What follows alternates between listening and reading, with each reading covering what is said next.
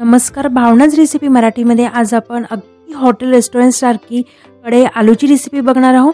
हॉटेलवाले जो सिक्रेट पदार्थ वापरतात तोच सिक्रेट पदार्थ आपण या रेसिपीमध्ये वापरणार आहोत, त्यामुळे भाजी अगदी हॉटेल रेस्टॉरंट सारखी बनून तयार होणार आहे। चला तर मग जास्त वेळ वाया न घालवता बघूया झटपट कृती। त्यापूर्वी जर भावनाच रेसिपी मराठी चॅनलला सबस्क्राइब केलं नसेल तर चॅनलला लगेच सबस्क्राइब करा। चला तर मग वळूया कृतीकडे। कढई आलू बनवण्याकरता मी इथे एक मोठा ढोबळा मिरचीला अशा पद्धतीने मध्यम तुकड्यांमध्ये कापून घेतलेले आहे। त्यानंतर यामध्ये आपण 2 चमचे कोथिंबीर घातलेली आहे।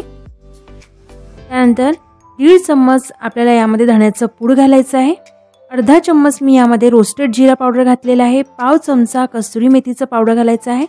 पाव चम्मच बडीशोपचं पावडर घातलेला आहे। 1 चम्मच गरम मसाला घातलेला आहे। त्यानंतर 2 चम्मच मी इथे काश्मीरी लाल तिखट वापरत आहे, त्यामुळे भाजीला एक सुरेख कलर येतो। हे फार कमी स्पायसी असतं, असं तिखटाचं प्रमाण इथे तुम्ही तुमच्या आवडीनुसार कमी अधिक करू शकता।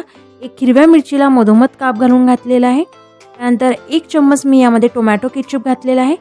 हॉटेल रेस्टॉरंट्सवाले देखील या रेसिपीमध्ये टोमॅटो केचपचा वापर करतात, त्यामुळे आपण देखील या रेसिपीमध्ये याचा वापर केलेला आहे। त्यानंतर चवीपुरता थोडं मीठ घालायचं आहे।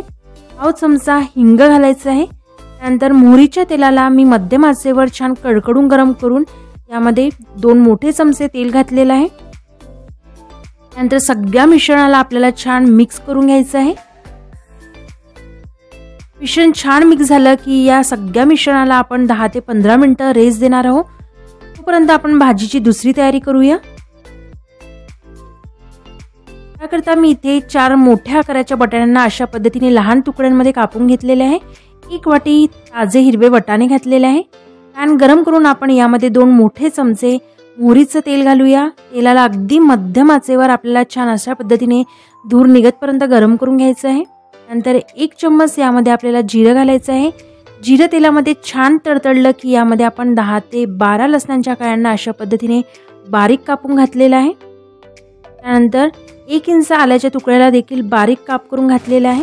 त्यानंतर गॅसचा आच अगदी मंद ठेवून लसूण आणि आल्याला आपल्याला छान हलका गुलाबी सोनेरी कलर येतपर्यंत तेलामध्ये अशा प्रकारे परतून घ्यायचं आहे। लसूण छान परतल्या गेलेले आहे। त्यानंतर 2 चमचे यामध्ये आपल्याला ताजी मेथी घालायची आहे।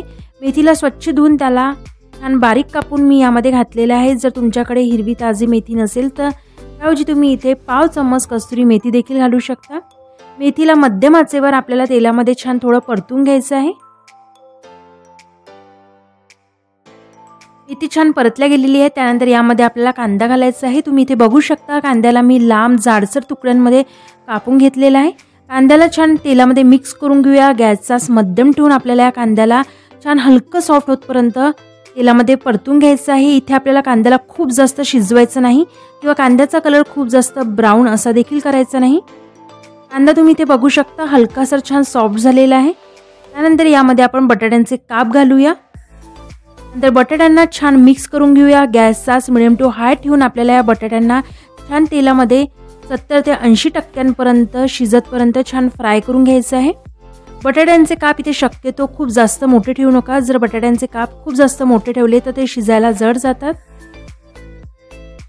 बटाटे छान 70 ते 80% शिजले गेलेले आहे। नंतर यामध्ये मी 1 वाटी ताजे वाटाणे घातलेले आहे। नंतर वाटाण्यांना देखील आपण बटाट्यांसोबत छान वाटाणे सॉफ्ट होतपर्यंत तेलामध्ये अशा पद्धतीने परतून घेणार आहोत। बटाटे आणि वाटाणे इथे छान 70 ते 80% मस्त तेलामध्ये फ्राय झालेले आहे। नंतर गॅसचा मध्यम ठेवून आपण जो मसाला मॅरिनेट करून घेतला होता तो संपूर्ण मसाला आपल्याला यामध्ये घालायचा आहे। नंतर मसाल्याला आपण छान सगळ्या साहित्यांमध्ये मिक्स करून घेणार आहोत। गॅसचा मंद ठेवून अशा पद्धतीने या मसाल्यांना आपण छान थोडा वेळ शिजवून घेणार आहोत, जेणेकरून मसाल्यांचा कच्चेपणा निघून जाईल। मसाला इथे छान शिजल्या गेलेले आहे। त्यानंतर यामध्ये आपण 1 वाटी दही घालणार आहोत। मी इथे अगदी ताज्या दह्याचा वापर केलेला आहे। आंबट दह्याचा इथे आपल्याला मुळीच वापर करायचा नाही। दही घालताना इथे गॅसचा आपल्याला मंद ठेवायचा आहे। जर तुम्ही मोठ्या आचेवर दही घातल्यास दही इथे फाटू शकतं, त्यामुळे गॅसचा मंद ठेवा। दह्याला छान मिक्स करून घ्यायचं आहे।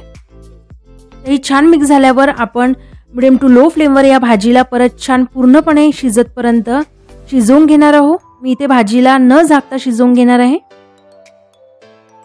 काही वेळानंतर तुम्ही इथे बघू शकता भाजी अगदी मस्त छान शिजल्या गेलेली आहे। त्याचा कलर देखील अगदी छान फुललेला आहे। नंतर गॅसच इथे आपल्याला बंद करायचं आहे। नंतर आवडीनुसार यावर थोडी कोथिंबीर घालूया। अशा प्रकारे इथे आपली कढाई आलू बनवून तयार झालेली आहे। भाजीला छान गरमागरम सर्व करूया। या भाजीचा आनंद तुम्ही भाकरी, चपाती, पोळी, भातासोबत घेऊ शकता।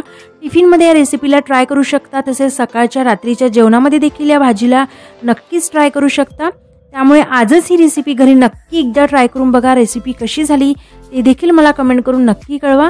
आणि जर भावनाज रेसिपी मराठी चॅनलवर नवीन असाल तर चॅनलला आजच सबस्क्राईब करा आणि बाजूला असणाऱ्या बेल आयकॉनला प्रेस करून ऑलला प्रेस करा, जेणेकरून रेसिपी टाकल्या तुम्हाला त्याचं नोटिफिकेशन लगेच मिळेल।